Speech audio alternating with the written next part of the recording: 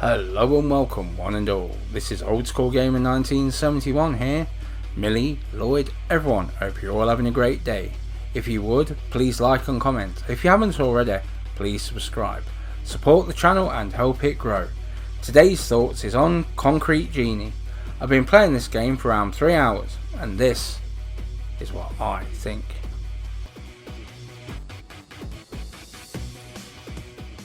Concrete Genie, developed by Pixel Opus, is an adventure game that came to the PlayStation 4 in 2019.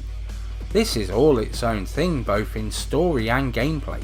You will hear the word novel quite a bit during this review, as I cannot recall a game that quite plays like this, nor looks like this. Considering this is a steal at £25 or shop around and get it for about £20. A game playable for kids and enjoyed by all.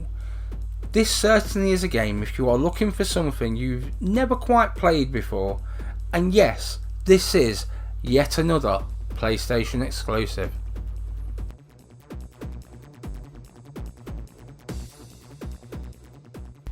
Pixel Opus was created by Sony and are based in San Mateo, California, established in 2014.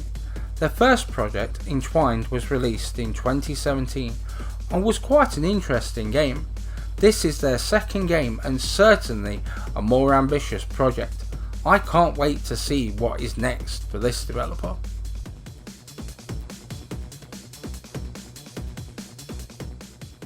Our tale starts off in a rundown town called Denska, where once it was a vibrant, beautiful town. Now it is all but abandoned and polluted. You play as a young boy called Ash, who doodles in his notebook. The town bullies steal his book, rip out the pages within and scatter them to the wind. The wind carries them throughout the city. The bullies push him onto a train and he finds himself at a broken down lighthouse. This is the training area. He starts to recover the pages. Along the way he discovers a paintbrush that brings the creatures he has been creating in his notebook to life. Ash must overcome the bullies and bring colour and life back to his hometown, just like he remembers from years gone by.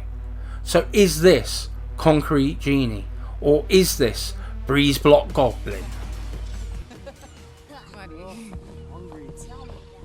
Oh, look who's incoming!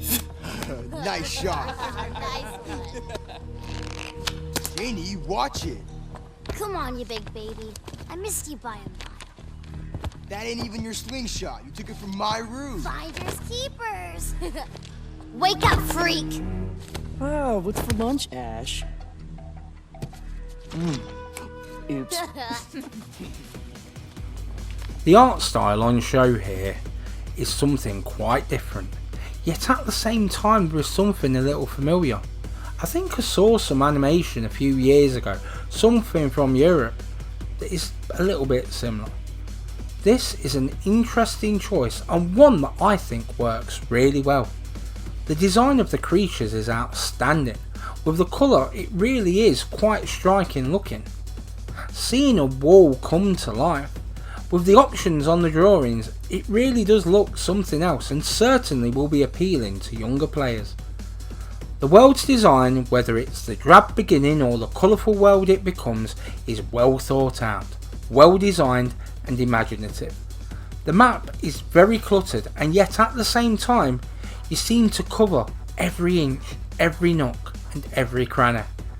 So whilst maybe it isn't AAA, graphically in its own way, it might actually be even more than that.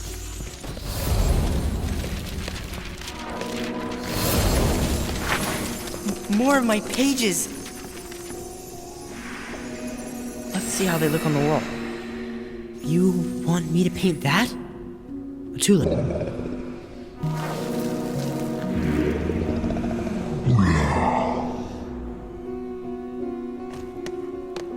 Okay, some grass will be nice for you to walk on. As with any adventure game worth its salt, the sound has to purvey the story and put it across in an understandable way. To do that, we have to have a believable cast and a good script. This works well for the kids, its target audience, and it's pretty much okay for getting its story across for adults too. No one's too irritating here. The music again is well written and sets the mood for the game. What I like here is the music blends well with the sound. That helps draw you in and makes the game memorable. This is normally the mark of a AAA title. Here it just fits in seamlessly. I touched on the sound a moment ago, but in its own right it does deserve a mention. Now we have a non-AAA title, and we could have cut them a little slack on the ambient sound and sound effects, but we don't need to, as it does a good job here also. This fits rather snugly together to make a sound that fits the graphics and vice versa.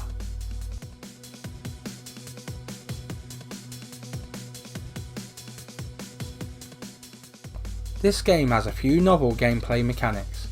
So we start with using the motion controls to draw the landscapes that will cover the town of Denskar.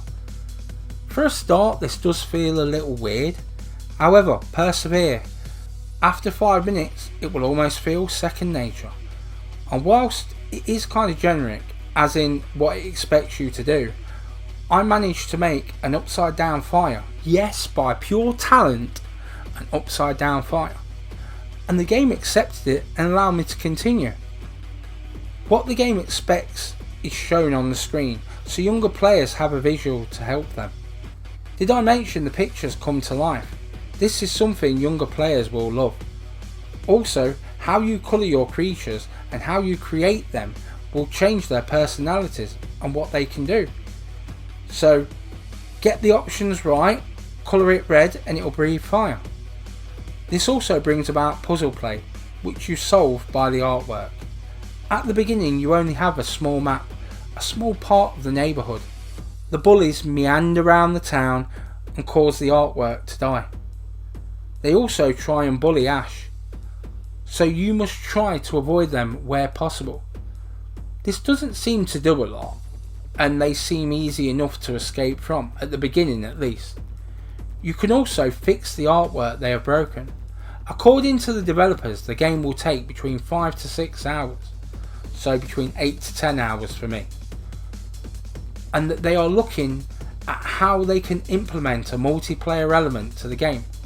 Again, we see imagination and things to interest the younger players and the old.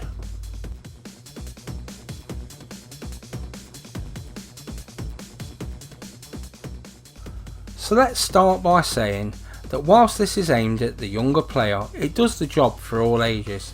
The story does pull you in. It feels like a simple story, but an interesting one nonetheless. From the beginning I felt sympathetic to Ash.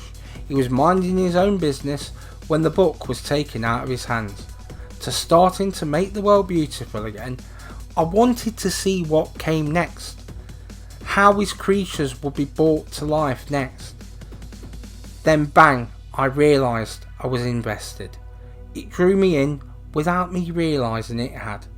The game has a charm to it that I think is born out of its art style. That, and it's a novel game. I like it when one comes along and surprises you, and this one sure as hell did. And one that I look forward to returning to.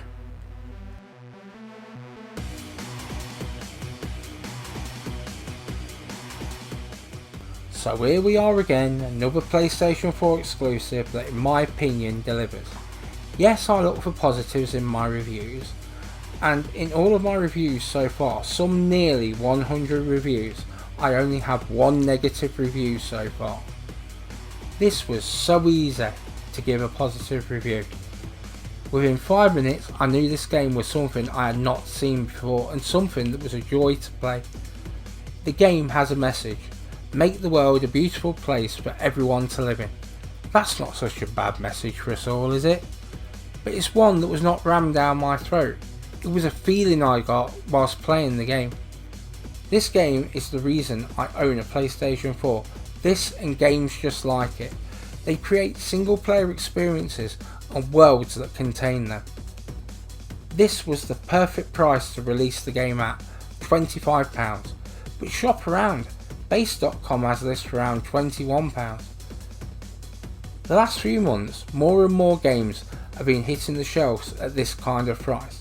Man of Medan, Ghostbusters, and now Concrete Genie. Looking forward, Medieval and Hospital 2 Point.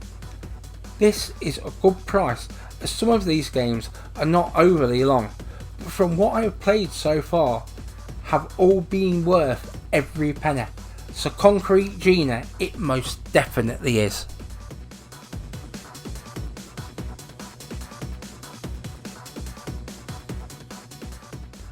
If you are hearing this, you've made it all the way to the end of the video. Thank you very much for your support.